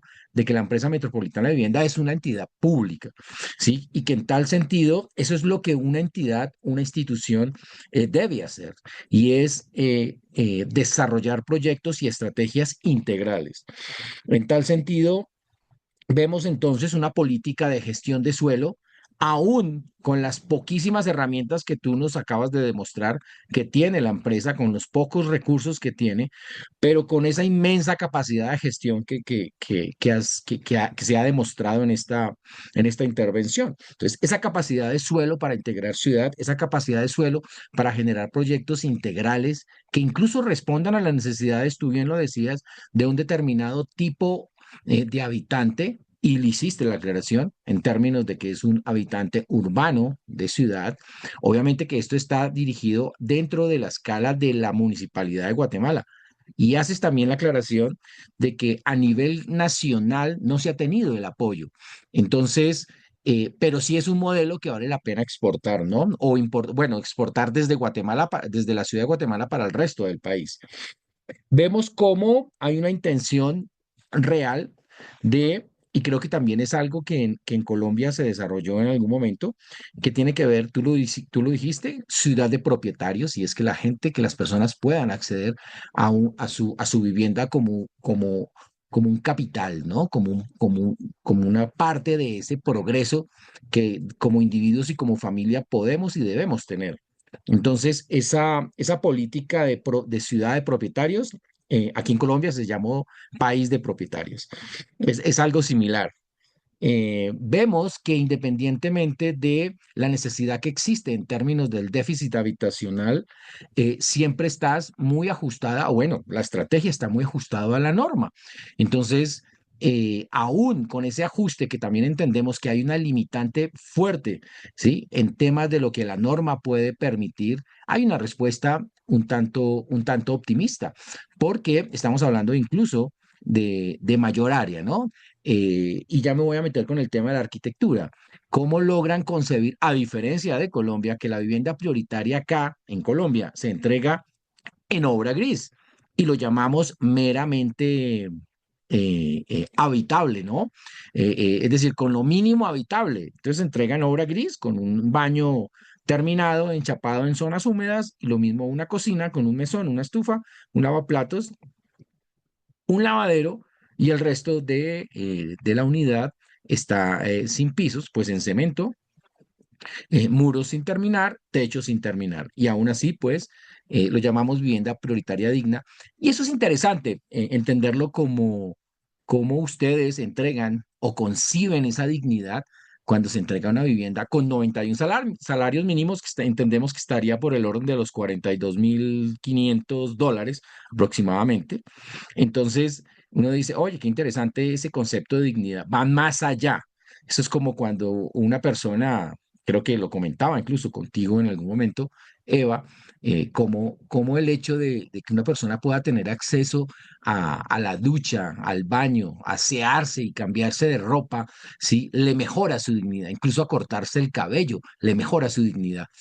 Yo veo esa analogía en términos de cómo se entrega una vivienda prioritaria en tu caso, a través de la empresa metropolitana de vivienda, y es con acabados. Entonces, eso dignifica realmente esa habitabilidad de la que tanto se prolifera a nivel de política pública en la región. Entonces, aplaudo eso. Eh, ¿Qué otra cosa? Creo que me quedan algunas dudas. Bueno, no dudas, sino seguramente las responderás. Tiene que ver con los modelos de gestión financiera, aún así, o con los modelos de asequibilidad, ¿verdad? eh, mm, mm, Interesante porque ustedes también elaboran un proceso de diagnóstico habitacional en relación a qué es lo que el usuario final, que es el que va a habitar, requiere y necesita, y para eso presentan incluso desde la política pública, una serie de mínimo número de tipologías, ¿sí? Y no pues el prototipo, como lo dijo alguna vez eh, este arquitecto, bueno, se me fue el nombre del arquitecto, y dice que pues que la arquitectura moderna tomó el prototipo y lo convirtió en tipo, ¿no? Entonces creo que salir un poco de eso ya en términos de lo que es la arquitectura, y permitir abordar u ofrecer más de una tipología en relación a la cantidad, pues, o al número variable de conformación de familias, creo que es muy acertado, es completamente acertado. Llama la atención el número promedio de familias, ¿no? Que está por el orden de los 4 o 5 personas allá. Aquí lo tenemos un poco más bajo, está por el 3.5, pero son dinámicas que también responden pues a procesos culturales. Y ya aplaudo ese 6% de avances en términos de las 70.000 viviendas de las cuales tú eh, comunicas que tiene el déficit habitacional, pero que las 4.000 que ustedes logran fomentar, promover, desarrollar, gestionar, sí es un avance porque ese avance se ve de manera integral. Con esto termino estos puntos acá. eh, Queda abierta la mesa de conversaciones. Invito a los ponentes asistentes, al ingeniero Andrés, a la arquitecta Isabel, a Tarek, a Jorge Navas, que está presente, a Eva, obviamente, a Yesmith, para que hagan parte, y si se me queda algún otro, a que hagan parte, pues, o que dialoguemos en relación a lo que acabamos de observar, bien sea como pregunta, bien sea como conversación. Al igual, invitamos a los y a las participantes a que hagan sus preguntas a través del chat. Arquitecta, arquitecta Aga, puedes también intervenir en cualquier momento. Les agradecemos a todos. Entonces vamos a tener un espacio de 10 minutos para preguntas. Pues las preguntas que no se queden las resolveremos después a partir de estas charlas que hemos tenido. Entonces, pues Jorge Navas pregunta, ¿puede aclarar la propuesta de financiamiento para los beneficiarios? Sí, ¿cómo funciona el financiamiento? De hecho, es cuando yo resalto que todo es privado, ¿verdad? Es muy fuerte. En este momento está generándose, voy a centrarme por acá, tal vez aquí en esta lámina me apoyo. El esquema de financiamiento en este momento es a través de un crédito hipotecario. La mayoría de estos créditos pues arrancaron siendo créditos a través de la banca comercial. En Guatemala existe un Instituto Nacional de Hipotecas Aseguradas que prácticamente le quita el riesgo al banco y al desarrollador. Entonces, ¿por qué? Si la persona o el hogar no cumple, ¿verdad? Tiene un incumplimiento, entonces el Instituto Nacional recoge el bien prácticamente y lo vuelve a subastar y lo hace un avalúo y lo vuelve a subastar. Pero esa garantía ilimitada del Estado en esta gestión ante el incumplimiento es lo que permite que los enganches, no sé si es la palabra que se usa en América Latina, pero es el porcentaje mínimo del costo de la vivienda que te pide un banco para poder optar a un crédito. Si este instituto no intermedia, le requiere al comprador, al adquiriente, un 20 o un 30% de down payment en inglés, que es el enganche, perdón, que es un término muy guatemalteco. em, le exige un 20 y un 30%, lo cual eso solo es posible para los estratos medios altos. Si está el Instituto de Hipotecas Aseguradas, el FHA, permite que sea un 5% y ese enganche el desarrollador se lo prorratea, ¿verdad? Como parte de su reserva de vivienda en un año o año y medio, con lo cual se vuelve muy asequible porque las personas que están pagando un alquiler están pagando algo adicional para la reserva de su vivienda, pero es un monto bastante razonable en un periodo de año y medio. Entonces, ¿cómo funciona? Entonces, en este momento también pasó, ¿verdad? Que el programa municipal movilizó acciones del Estado para poder que se aprobara la ley de interés preferencial, que es un subsidio a la tasa, ese es un instrumento. Y el otro ha sido que el Banco Nacional, el Crédito Hipotecario Nacional, inyectó recursos para generar una tasa en este momento son 3,64, la bajaron, pero acá es un producto específico de vivienda paritaria con el perfil de la vivienda paritaria que permite, cuando está el Banco Nacional o el Instituto de Hipotecas Aseguradas, puede hacer créditos hipotecarios de hasta 40 años con una relación ingreso-cuota del 50% y con un pago inicial del 5%. Entonces, eso está generando una asequibilidad importante. Tenemos las tasas, yo creo, más bajas de la región.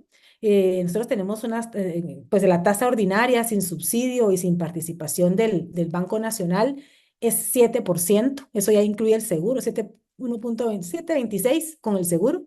Y si tenemos pues las tasas por el Banco Nacional y el subsidio, estamos hablando de 3,50 el seguro, estamos hablando más o menos de 5%. Digamos que tenemos un momento muy favorable para el financiamiento. Las personas pues las califica usualmente el desarrollador, eso es importante, porque es a través de sus equipos de promotores y ventas que el desarrollador hace la calificación bancaria y nos lleva a la empresa la información que ha sido analizada por el ente público asegurador de hipotecas y los bancos. Si el desarrollador nos incumple, entonces la empresa de vivienda ejecuta su contrato de cumplimiento y su fianza. Así funciona. Entonces, eso ha permitido que nuestro principal filtro de verificación de cumplimiento sean el mismo sistema financiero y no requiera a la empresa de vivienda tener un ejército operativo de verificación de ingresos y de calificaciones, por ejemplo, para poder acceder. Entonces, ese es el esquema de financiamiento hacia el comprador, ¿verdad? Ok, perfecto. Muchísimas gracias. Bien, ¿alguna otra pregunta? Hay otro aspecto que me queda por preguntar, entendiendo, o nos queda por preguntar, entendiendo pues el contexto en el que gestiona la empresa metropolitana de vivienda de la Municipalidad de Guatemala en toda bueno, en todo ese gran sistema político. eh, Entiendo la dificultad para gestionar los recursos, lo cual me permite preguntar, em, si bien la política pública que acabas de exponer está muy orientada hacia el usuario y de alguna manera de equilibrar esa ecuación entre el promotor y el comprador desde, desde una regulación pública, eh, entendiendo la poca o si las pocas posibilidades de tener los recursos suficientes para acceder a algo mucho más importante, eh, en términos pues de área y este tipo de situaciones, pero que aún así el producto que se está construyendo es verdaderamente admirable. Hay un aspecto que me queda por preguntar y es cómo de algún modo, o si lo hace o no, la estrategia está implementando o tiene considerado implementar el tema de la sostenibilidad. El alcance que tiene en términos de sostenibilidad es, en este momento nosotros damos un incentivo de reducción de tasa de licencia, por acá está, si el proyecto tiene una certificación de construcción sostenible. Entonces, esa es una forma de apoyar a que, es un tema de educación hacia el mercado y hacia la producción. Y hay una certificación generada especialmente para vivienda que lo que está es midiendo por ejemplo, los consumos de agua, de electricidad, que se traduce en una reducción del pago mensual, es muy importante para este segmento. También premia mucho la localización, premia la iluminación y ventilación natural. Y pues componentes de inclusión en temas de género, en temas obviamente de población que efectivamente está bajo línea de pobreza. Y entonces nos hemos apoyado en las certificaciones de construcción sostenible porque es una forma de medir, ¿verdad? El impacto que tiene el desarrollo del proyecto desde su diseño, ejecución y habitación, sin que signifique un costo operativo alto para la municipalidad y para la empresa de vivienda. Entonces, yo creo que es una forma de certificar, ¿verdad? Y eso pues sí tuvo un efecto importante, el incentivo que se otorgó de la reducción de tasas de licencia de construcción cuando el proyecto registra, ¿verdad? Su certificación de sostenibilidad. Entonces, el alcance pues es importante porque a nivel país, el Consejo de Construcción Sostenible, que también existe en capítulo en Colombia, em, ha incrementado su impacto y pues muestra unos resultados importantes a nivel regional a partir de la vivienda paritaria. Entonces yo pienso que la vivienda paritaria rompe muchos paradigmas, paradigmas de localización, paradigmas que es posible, ¿verdad? Rendir cuentas de cómo si le ahorramos, tenemos un consumo de recursos responsable, como el territorio, ¿verdad? Es un instrumento de sostenibilidad en sí mismo por localización, cercanía al sistema de transporte. Y creo que también en atención a la dignidad y a la sostenibilidad que tú comentabas, Zairo, romper paradigmas también en cuanto a la calidad de la oferta de vivienda, ¿verdad? Un proyecto que se integra en términos no solo de territorio, sino de forma, ¿verdad? Es decir, hay una forma que no está en detrimento en relación al resto de proyectos construidos, ¿verdad? Entonces, esos son los aspectos de sostenibilidad en términos también del valor, que lo que esperamos es que sea, si va a ser patrimonio, pues generémosle patrimonio a los hogares que son prioridad de atención de política pública, ¿verdad? Entonces, creemos también que parte de la sostenibilidad del proyecto tiene que ver con esa combinación de usuarios, ¿verdad? Que también rompe paradigmas, es decir, se combinan y estamos provocando una integración de estratos socioeconómicos que no es frecuente, ¿verdad? En nuestra región. Seguramente no va a convivir un estrato 8 con un estrato 1, ¿verdad? Tal vez tan radical no pasa, pero sí se promueve una integración de estratificación socioeconómica y de territorio importante, ¿verdad? Y eso yo creo que también tiene una incidencia en la sostenibilidad en términos del buen mantenimiento, operación y valor de la edificación. Adelante, Jorge.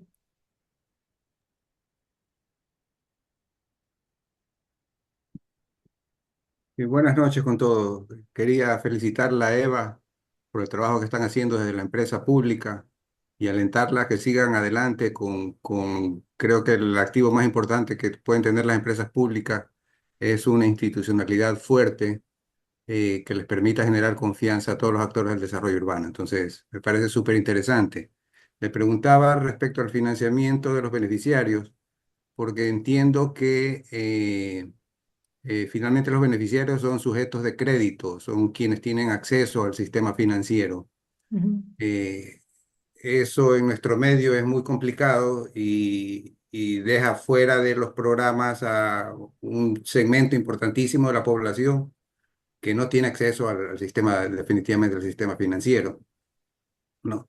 Ahora, dentro de los que entran dentro del programa o califican dentro del programa, eh, he visto muchos casos en la región sobre el problema de implementación de las políticas públicas en este aspecto específicamente, en el que si se deja que el sistema financiero o el sistema privado sea exclusivamente el que selecciona a los beneficiarios, ellos evidentemente van a ir por lo más seguro, ¿no? Y buscan el mejor perfil financiero del beneficiario, que no es el mismo el que desde el lado público nosotros queremos atender.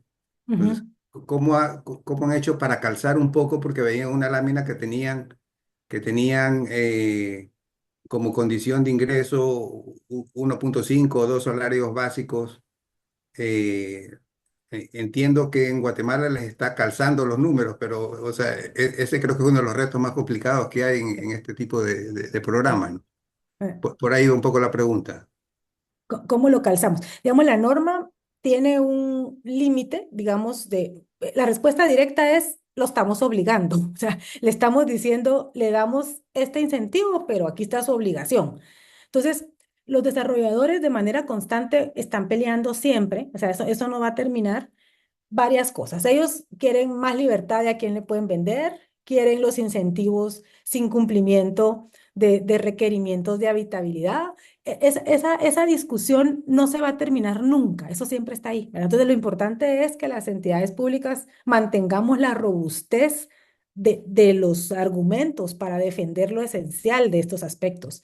Entonces, nosotros, por ejemplo, regular el tamaño en relación a la estadística, poner el dato por delante, creo que es lo que es un enorme facilitador porque hablas con datos con el banco, hablas con datos con el desarrollador, hablas con datos con los políticos, ¿verdad? Entonces, generas, yo creo que hay una sinergia, una estrategia de poner algo irrefutable, o sea, todo el mundo sabe, es evidente que hay necesidades. Ahora, cuando tú le estás diciendo al desarrollador, mire, nosotros, lo que usted me dice de que nosotros no pidamos una cantidad de dormitorios base, que no pongamos el requisito de atención social por ley, no es posible porque nosotros tenemos que rendir un resultado ante eso. Entonces, todos los beneficios que le estamos dando, ¿verdad? Los que hemos logrado dar, por eso es tan importante hacerle las cuentas. ¿Verdad? Se le están dando tantos miles en este beneficio, en este otro, en edificabilidad. Y al final ese contrato evidencia el aporte público y son millones. O sea, es mucha plata. Entonces yo creo que cuando tú le pones por delante al productor, al desarrollador, en sus términos, el valor económico de lo que le estás dando, es que no le queda más. O sea, es decir, todo este beneficio se los damos a usted y no a otro constructor con esta obligación de ley. Entonces, ahí no hay media tinta, digamos, ahí es una obligación porque efectivamente si tú lo dejas abierto, no va a calzar. Para el desarrollador, ¿qué implica? El desarrollador trabaja mucho más en un proyecto que tenga estos requerimientos de atención de población, porque efectivamente para él es mucho más fácil, ¿no? O sea, la demanda le sobra, pero cuando ya tiene que buscar un hogar que carezca de bienes, que tenga, o sea, que pueda ser calificable para que él pueda cumplir ante la municipalidad, eso a él le implica más trabajo, ¿verdad? Entonces, la justificación es, usted sí está trabajando más, pero también está recibiendo un beneficio. Otro aspecto determinante ha sido las aseguradoras. ¿Por qué? Porque el plato roto lo va a pagar el seguro. Ahí hay una clave de la autorregulación. ¿Qué significa eso? El desarrollador que se quiera pasar de listo, ¿verdad? Para empezar, hay un acompañamiento de la mano. El desarrollador tratamos de que no se nos pierda en el camino. Hay un trabajo muy de cerca con el desarrollador. Pero bueno, hasta aquí no ha pasado, pero si hay quien se nos quiera pasar de listo, entonces, ¿qué va a pasar? Que él, aparte de que no va a poder finiquitar su trámite con la municipalidad va a ejecutar un seguro. Entonces, el que está pagando el plato roto es el asegurador, tanto privado o público. Predomina el asegurador público. Entonces, ¿qué sucede? Que el sistema de seguros de los bancos y del gobierno nacional, que es el más conveniente, el público, no les deja pasar los casos a calificación si no cumple con el perfil que dice la normativa. Y esto también hizo que el procedimiento de la entidad pública para poder incluir, por ejemplo, economía de personas que venden comida, es decir, que los ingresos pueden calzar, pero que no necesariamente están siendo respaldadas con un contrato de empleo, funcione dentro del sistema. Entonces yo creo que esto se ha logrado porque en el sistema de incentivos, el desarrollador tiene claro cuál es la condición y el sistema de calificación de créditos tiene que cambiar su postura. Es decir, sí necesitamos que le respondan a una capacidad de pago, pero hay un perfil de población que es el que va a ser aceptado, ¿verdad? Y luego, pues también es acercar esa oferta donde se concentra esta demanda, donde hay hogares, los que predominan, pues son estos, pongámosela fácil al desarrollador, ¿verdad? Es decir, vaya, hagamos una expo vivienda y que vengan las personas que están en este segmento. Digamos que han sido las estrategias para tratar de calzar y pues que vaya funcionando, atender a esta población objetivo. Muchas Vale, gracias. muchas gracias. Sí. Perdón, muy brevemente, o sea, definitivamente el tema de garantías es una herramienta que ha sido poco utilizada aún en la región y es importantísima porque permite destrabar muchos temas de financiamiento y de riesgos, tanto para el promotor, para el sistema financiero, como para los beneficiarios. Entonces, muy bien, Eva. Sí, y sabes, Jorge, que creo que otra cosa importante es cómo las entidades públicas buscamos mecanismos más descentralizados para no ser nosotros, ¿verdad? Los que estamos precalificando, cargándonos de muchas, no solo un cansancio y de ineficiencia administrativa, sino que de prácticas que también se prestan a cosas de corrupción. Por ejemplo, si tú sos el que está diciendo quién, imagínate lo que significa, ¿verdad? En cambio, si tú eso lo descentralizas en un sistema que se autorregula por más actores, te permite un alcance mayor, más transparencia, más observancia, más agilidad, pero lo que sí tiene que existir es esa gobernanza, digamos, cómo la municipalidad le va a decir no vamos a irnos contra el habitante, es otro mensaje importante, porque nosotros no vamos a ir a poner una orden de desalojo. Jurídicamente no se puede y políticamente no pasaría jamás. Entonces, el que nos tiene que rendir cuentas es al que le dimos el beneficio, ¿verdad? Entonces, es más fácil y el desarrollador sabe que la fuerza de la municipalidad contra él es potente. Contra 1000 habitantes no lo vamos a hacer jamás. Entonces, hay momentos en los que las normas se pueden enforzar de manera más efectiva, más eficiente, con menos desgaste. Las cosas no son perfectas, pero tienen menos desgaste y más eficiencia. Vale, muchísimas gracias, arquitecta. Seguimos con la palabra, Yasmith.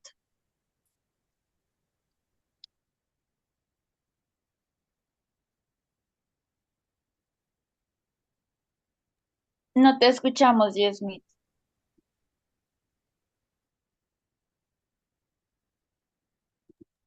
Hola, buenas noches. Muchas gracias, arquitecta, por la presentación. Me gustaría saber si Ay, perdón, te dejé el- de escuchar. Yasmith, no se escucha, está congelada tu pregunta. em, Ahí, pues primero, gracias por la presentación, gracias por el espacio. Y me gustaría saber si existen programas de apoyo para la formación de comunidades y mejorar la calidad de vida dentro de los proyectos. No, en este momento no los hemos podido implementar. Está dentro de lo que tendríamos que hacer. Creemos que acercarnos, hay ciertos como colaboraciones que estamos buscando implementar a través de, por ejemplo, hay un tema de educación financiera, hay un tema que es de convivencia, ¿verdad? Estamos hablando de cambiar los modos de habitar hacia edificaciones más densas, ¿verdad? Simplemente eso conlleva conflictos. Entonces, para nosotros en este momento como empresa no logramos tener ese alcance de apoyo hacia los modos de habitar o cercanía con las personas. Creemos que en este momento lo que nosotros podemos es a través de las Expomuni Vivienda, como generar tal vez esos acercamientos en términos de los derechos que significa acceder a las oportunidades, a la vivienda, a la ciudad y sí buscaríamos en algún momento obtener, yo creo que son temas tal vez más descentralizados que deberíamos de coordinar con otras organizaciones, tal vez no gubernamentales, ¿verdad? Que sean esos intermediarios entre los habitantes y la política pública. Creemos que eso podría ser una muy buena práctica. Estamos encaminados a que vivienda prioritaria evolucione hacia hacer otras soluciones, como por ejemplo un alquiler social, un alquiler con opción a compra, o tal vez modelos que permitan ser alternativas para población que pueda estar siendo desplazada por riesgos. Y en esos grados de vulnerabilidad, ahí sí tenemos central. No podemos empezar una estrategia de esta complejidad de necesidades sociales sin poner por delante una inversión institucional en el acompañamiento y el trabajo con la comunidad. En este momento, Yesmith, no logramos tener ese alcance. Vale, muchas gracias. Vale, muchísimas gracias. Continuamos con Laura. Sí, ahí me escucha. Sí, te escuchamos bien, Laura. Vale, perfecto. gracias. Bueno, pues primero, muchas gracias por la presentación y por el tiempo. Y pues retomando la pregunta en cuanto a sostenibilidad, quería hacerte la pregunta si puedes ahondar más en el tema de cómo califican la parte de sostenible en cuanto a la locación. Me refiero a qué se evalúa ahí, si es más que todo como que esté en una zona que no esté en riesgo ambiental y demás, o si es accesibilidad en cuanto a movilidad o reutilización del suelo urbano, o si Ujú. es mixticidad de usos. Y puedes ahondar ahí, por favor, gracias. Claro, mira, nosotros hemos hecho alguna medición de impacto, digamos, por ejemplo, podemos conocer, le damos mucho valor a la localización, ¿verdad? O sea, al acceso en términos sociales, pero en componentes de sostenibilidad y uso eficiente del territorio, el valor más grande que nosotros podemos monitorear en todos los proyectos en todas las viviendas, es dónde vivía la gente antes y dónde está hoy en relación al centro y a los sistemas de transporte público. Pero en las certificaciones de sostenibilidad hay otras preguntas, ¿verdad? Que miden aspectos, aparte de esto, que es lo que facilita la ciudad, ¿verdad? Nosotros discutimos mucho que si bien es cierto, ¿verdad? Los privados en su ejecución y materialización de los proyectos pueden aportar en un proceso de producción de vivienda con menos impactos, ¿verdad? Y en términos de uso del territorio, recursos, materiales. al final, el indicador más importante de sostenibilidad lo da la ciudad, ¿verdad? Y eso es en su aspecto de localización.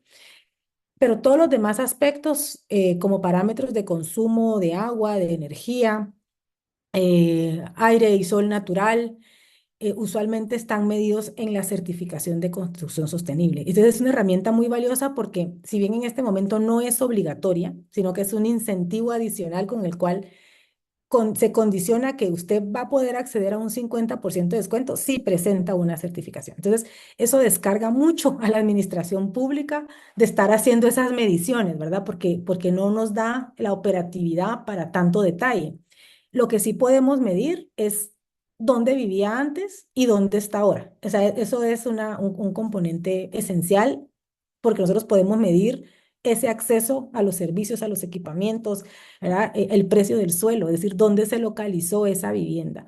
Hay un tema, por ejemplo, de avalúos importantes, ¿verdad? Los bancos pues hacen un avalúo de esa vivienda. Usualmente pues las viviendas prioritarias tienen un avalúo casi del doble de lo que el precio de lo que la familia lo está adquiriendo. Entonces, ese valor es la localización. Vale, gracias. Vale, muchísimas gracias. Seguimos con Héctor.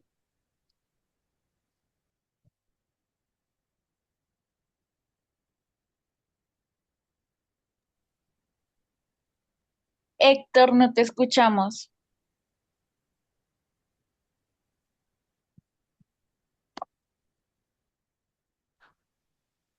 Héctor Álvarez, ¿estás por aquí? Bueno, ok, mientras está intentando ingresar de nuevo, pues tiene algún tema de problema de señal.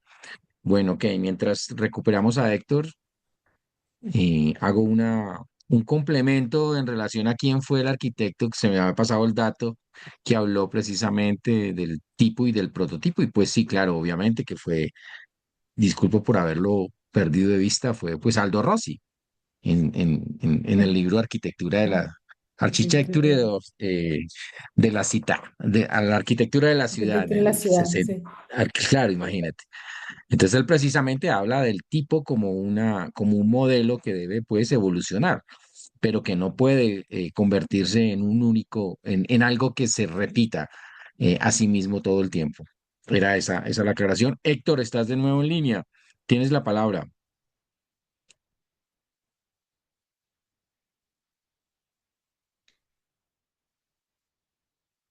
Bueno, Héctor, ¿nos escuchas?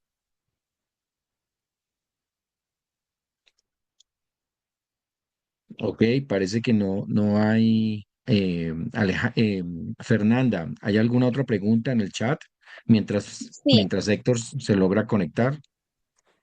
listo. Entonces continuamos con las dos siguientes preguntas que hace ya un Manuel Bojacá.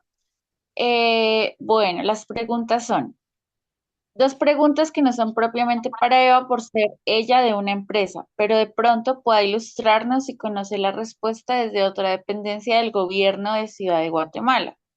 ¿Hay algún programa desde el gobierno de la ciudad para reconocer y atender las viviendas de origen informal que fueron construidas por iniciativa de los mismos pobladores sin intervención de los constructores formales y quienes seguramente no quieren trasladarse a viviendas de tamaños mínimos y sin posibilidad de ampliación en segundos y terceros niveles para generar rentas por arrendamiento o pequeños comercios de barrio? Y la otra pregunta es, ¿qué tanto incide el déficit habitacional rural en el total del déficit de vivienda de la ciudad y qué hace la ciudad para atenderlo? Ok, gracias. El reconocimiento de las viviendas autoproducidas. Creo que nosotros a través de la empresa lo tenemos identificado, reconocido.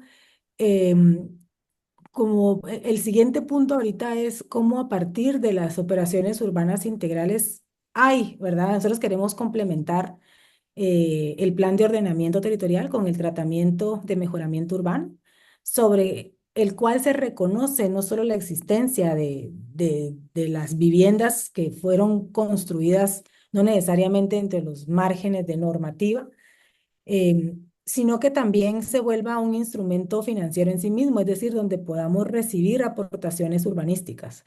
Esa es la propuesta que tenemos desde la empresa Vivienda. A nivel nacional, bueno, hay un conflicto obviamente financiero importante, porque poder abordarlo no va a poder ser posible si no tenemos la participación clara de un programa estatal, ¿verdad? Entonces, em, creo que pues el rezago que ha existido y la parte tan débil del gobierno nacional en materia de vivienda es tremenda. Yo no sé, yo creo que en la región es uno de de los más débiles. O sea, Guatemala, país, pues tiene una economía que pues puja y mucha gente, pero en términos de la institucionalidad en materia de vivienda nacional, creo que sin duda no me extraña que estemos incluso pues, muy atrás en relación a El Salvador, ¿verdad? Que tiene un ministerio.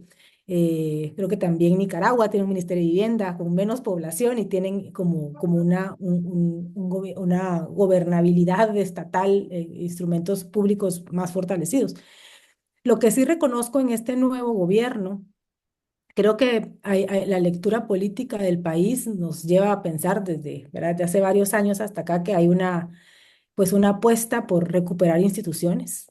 Eso es muy esperanzador, ¿verdad? Y creo que el gobierno nacional está teniendo una afrenta importante en cuanto a superar pues, los problemas de corrupción tan enraizados, ¿verdad? Tan naturalizados, reconociendo que el primer paso es fortalecer capacidades técnicas e institucionales. Estamos trabajando de cerca con ellos y creo que van orientados a fortalecer esos cuadros, esos aspectos técnicos, ¿verdad? Entonces, en ese sentido, pues la empresa de vivienda lo que hace es facilitarle todo lo que nosotros pudimos haber reflexionado, decir, bueno, estos son los instrumentos que la ciudad capital, si los implementa, sin duda van a ser replicables en otras ciudades del país.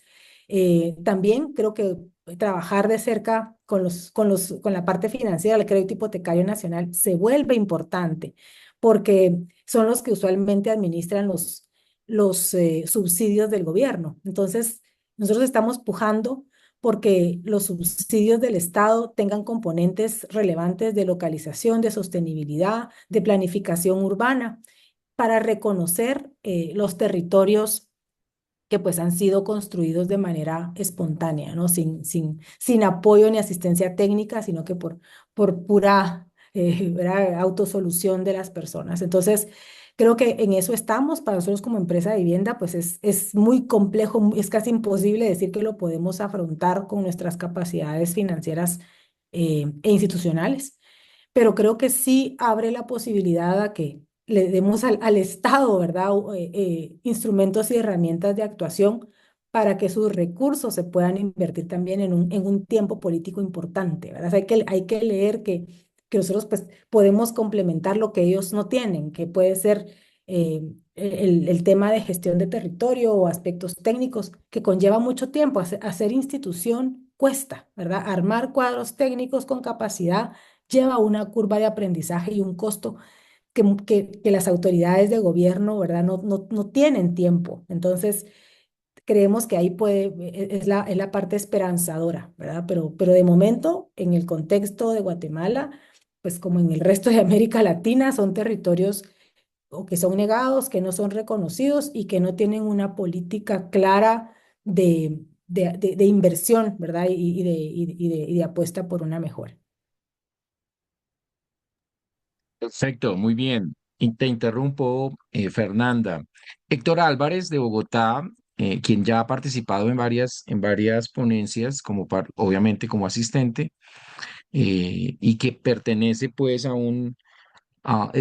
hace parte pues de los líderes de ecobarrios de Bogotá, pues nos dice que nos envía un saludo, pero que tiene problemas de conexión y de sonido y que tiene algunas preguntas que seguramente nos hará llegar. Héctor, las preguntas las puedes enviar a través de este chat o las puedes enviar directamente al correo electrónico de Hábitat Posible, que es info@habitatposible.org.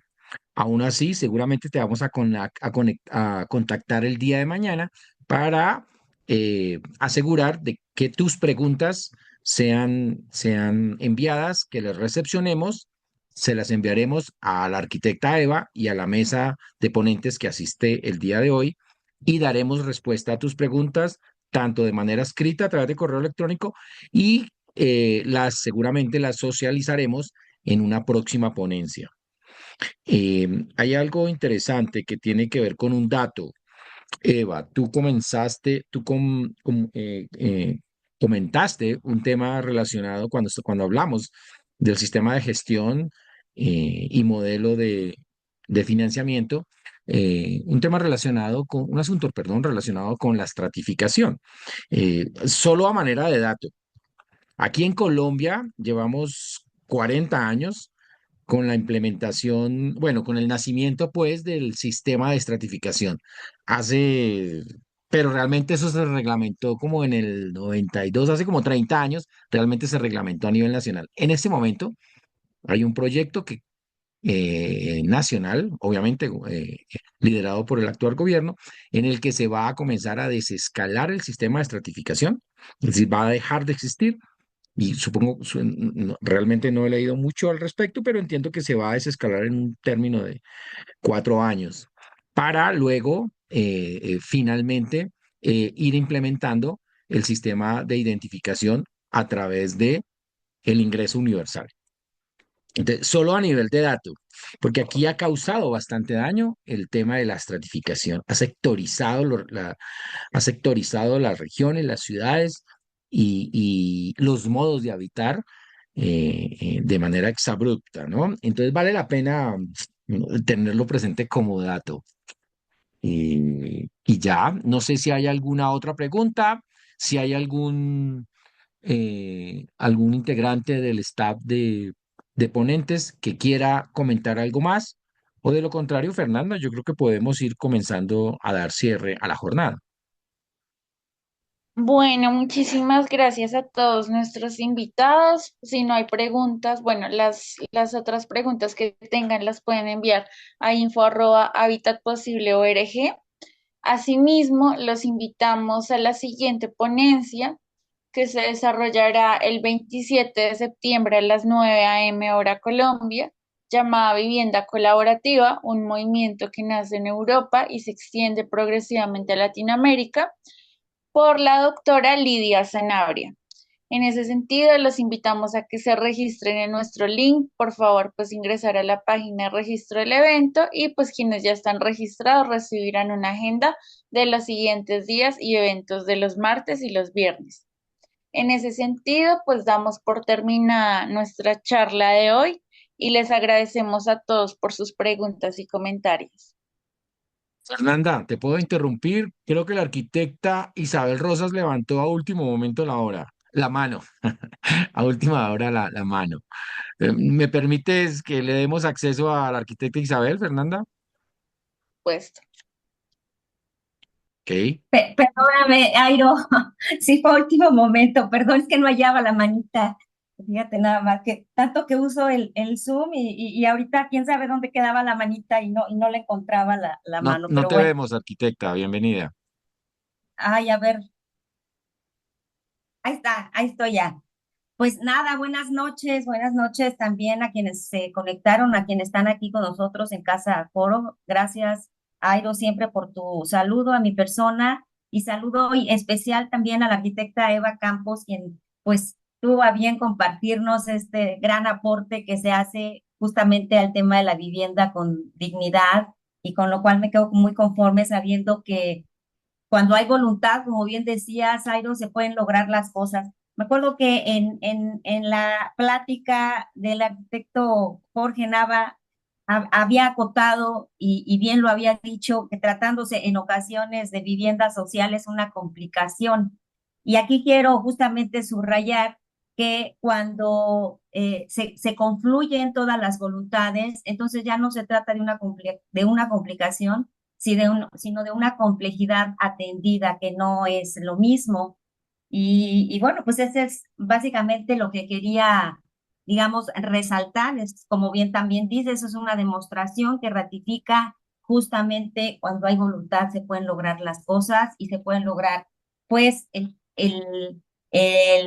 tema de la vivienda como una prioridad. Y mira, quiero también por aquí subrayar, por ahí decía en algunas de los cuestiones que nos abordaba la arquitecta Eva, decía que esto no es ningún favor, sino nuestra obligación cuando se trata de nuestra vivienda prioritaria, y te estoy citando, y lo cual me dio mucho gusto haberlo escuchado, porque esto nos lleva justamente a entender que el país es de propietarios, y eso es una idea que ya supera justamente el pensar que solamente el país es de habitantes. Muchas gracias. Gracias por tus comentarios, Isabel. Ok, perfecto, arquitecta Isabel desde Cancún, México. Pues vale, muchísimas gracias, arquitecta Eva. Ha sido todo un honor esta oportunidad que nos permites al dejar que te invitemos y sobre todo al estar presente en este evento que para nosotros, para la región, es muy importante. Es fundamental contar con actores que hacen parte directa de la situación problemática de la vivienda no atendida. Y la política pública, las entidades, pues son actores clave. En ese orden de ideas, creo que la jornada fue muy exitosa. Creo que le das un nivel bastante importante al tema de cómo sí se puede desde la política pública motivar, incentivar, gestionar y demostrar con proyectos que no nos podemos quedar solo en el discurso político, sino que el discurso político se valida con las acciones. Y la empresa que tú diriges, arquitecta, está demostrando, de acuerdo a todo lo que nos has presentado y seguramente a todo lo que hay detrás de esto, que no ha sido nada fácil, que sí es posible. Y gracias por estar en Hábitat Posible, arquitecta. Con el permiso de los Gracias. demás ponentes, entonces damos por cerrada la jornada. Fernanda, gracias. Yesmi, gracias. Laura, gracias. A todos y todas, muchas gracias. Como dijo Fernando, Fernanda, nos vemos el próximo viernes, 9 a.m. hora Colombia. Queda pendiente, arquitecta Eva, consolidar el tema del documento para las memorias al final del evento, pero eso lo haremos durante el mes que resta pues de ponencias. Muchas gracias a todos y a Gracias. todas. Chao. Hasta luego. Bueno. Gracias. Buenas noches, chao.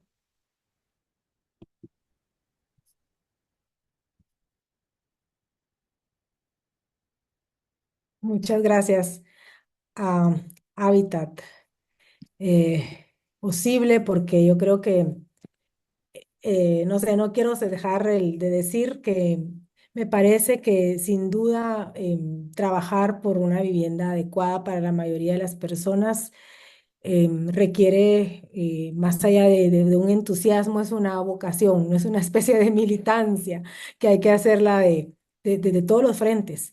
Y sí necesitamos entidades, ¿verdad? Que tal vez colectivos que demuestren nuevas formas de hacer, pero lograr escala y que eso sea un derecho aspiracional o posible para la mayoría de las personas requiere instituciones. Entonces, instituciones funcionales, instituciones que redistribuyan, ¿verdad? Y que tengan en prioridad el bienestar de las personas al centro de todo. Y creo que Centroamérica debe, ¿verdad?, ponerse al día respecto al resto de la región que sigue teniendo pues sus demandas y sus conflictos sin resolver, pero Centroamérica está quedándose pasos atrás. Entonces yo considero que en el diálogo regional es relevante, ¿verdad? Visibilizar las diferencias de capacidades, posibilidades y debilidades institucionales que se pueden tener concentradas en la región centroamericana en aras de motivarnos y de tener esa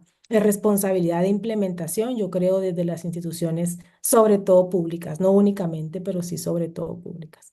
Entonces, pues encantada. Mil gracias por este espacio. Definitivamente, definitivamente, arquitecta Eva, el tema es que este evento permita generar la identificación de algunas directrices que podamos llevar a la práctica y que en un año nosotros podamos decir en conjunto que logramos implementar algo, ¿sí? En términos reales. Digamos que si no vamos a la acción, esto va a convertirse precisamente en lo que comentaba con anterioridad, simplemente en un ejercicio más y ya. No, esto hay que llevarlo de manera real y el hecho de que tu presentación dé fe, dé cuenta de cómo, yo voy a ser reiterativo en eso porque es ejemplar el trabajo que lideras desde esa región, desde esa parte de las Américas. Y creo que eso hay que visualizarlo a todos los niveles y parte de lograr la acción es la visualización, es mostrar lo que se hace y cómo se hace, incluso cómo se puede mejorar, porque de esa manera, como tú también o como bien lo dijiste en algunas ocasiones, hemos exportado modelos de tal lado, de tal lado. Pues claro, porque es que esto es así, esto es una construcción en red, y tenemos que basarnos en experiencias exitosas, en modelos exitosos, en casos de estudio exitosos, para adaptarlos a nuestras regiones que sí tiene diferenciación, pero que los problemas per se son los mismos. Entonces, claro que sí, arquitecta, muy chévere, muy interesante. Seguramente que lo que acabas de comentar hará parte de la importante conclusión de la jornada de hoy. Bueno, encantada, mil gracias. Y pues seguiremos ahí las demás ponencias Nos seguimos para viendo en las aprender de demás la ponencias, experiencia de por todos. favor, muchas Hasta gracias. luego. Gracias, Saludos a tu casa. arquitecta. Adiós. Gracias, hasta luego.